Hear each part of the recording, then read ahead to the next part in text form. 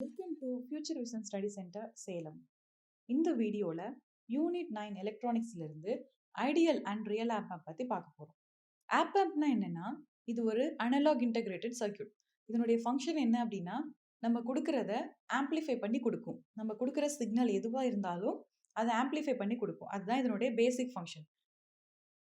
ஆப்பை high gain voltage ஆம்ப்ளிஃபயர்னு சொல்லுவாங்க. ஏன் அப்படின்னா, ஆம்ப்னுடைய கெயின்கான ஃபார்முலா என்னன்னா, output voltage divided by input voltage. So இதுதான் ஆம்ப்னுடைய வோல்டேஜ் கெயின்கான ஃபார்முலா. இந்த கெயின் கால்குலேட் பண்ணும் பொழுது ஆப்ரேஷனல் ஆம்ப்ளிஃபயருக்கு இதனுடைய வேல்யூ ரொம்ப அதிகமாக இருக்கும். அதனால தான் இதை ஹை கெயின் வோல்டேஜ் ஆம்ப்ளிஃபயர் அப்படின்னு சொல்லுவாங்க. ஐடியல் ஆம்ப் அண்ட் ப்ராக்டிக்கல் ஆம்ப்க்கு என்ன இம்பார்ட்டன்ட் கேரக்டரிஸ்டிக்ஸ் அப்படின்னு பார்க்கலாம். இன்புட் இம்பிடன்ஸ் இன்ஃபைனைட்டாக இருக்கும். வேறஸ் ப்ராக்டிக்கல் ஆம்பில் இது ஹை லெவலில் இருக்கும், ஆனால் இன்ஃபைனைட் கிடையாது. ஐடியல் ஆம்பில் அவுட்புட் இம்பிடன்ஸ் ஜீரோவாக இருக்கும். ப்ராக்டிக்கல் ஆம்பில் இது ஜீரோ கிடையாது, பட் மினிமம் லெவலாக இருக்கும். ஓப்பன் லுக் கெயின் ஐடியல் ஆம்பில் இன்ஃபைனைட்டாக இருக்கும், ஆனால் ப்ராக்டிக்கல் ஆம்பில் இன்ஃபைனைட்டாக இருக்க முடியாது. அது 2000 to 2 lakhs பிட்வீனில் இருக்கும். பேண்ட் வித் ஐடியல் ஆம்பில் இன்ஃபைனைட்டாக இருக்கும்.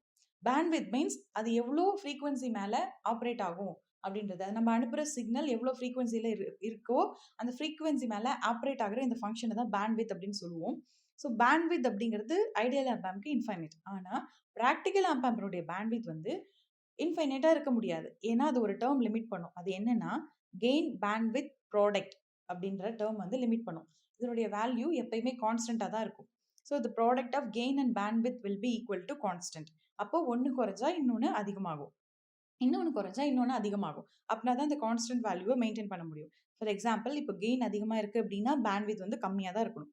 கெயின் இன்க்ரீஸ் ஆகுது அப்படின்னா பேண்ட் வித் டிக்ரீஸ் ஆகி தான் ஆகணும். அப்படின்னா தான் இந்த கான்ஸ்டன்ட் வேல்யூ வந்து மெயின்டைன் பண்ண முடியும்.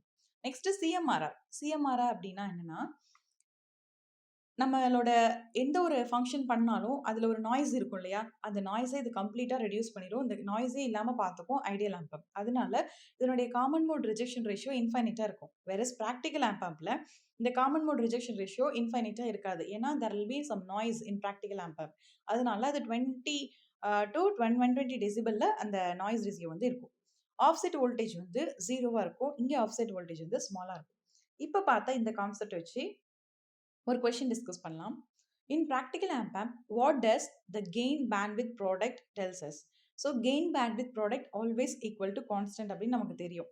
அப்போ கெயின் இன்க்ரீஸ் பண்ணால் பேண்ட்வித் குறையணும். அப்படின்னா தான் இந்த கான்ஸ்டன்ட் வேல்யூ மெயின்டைன் பண்ண முடியும்.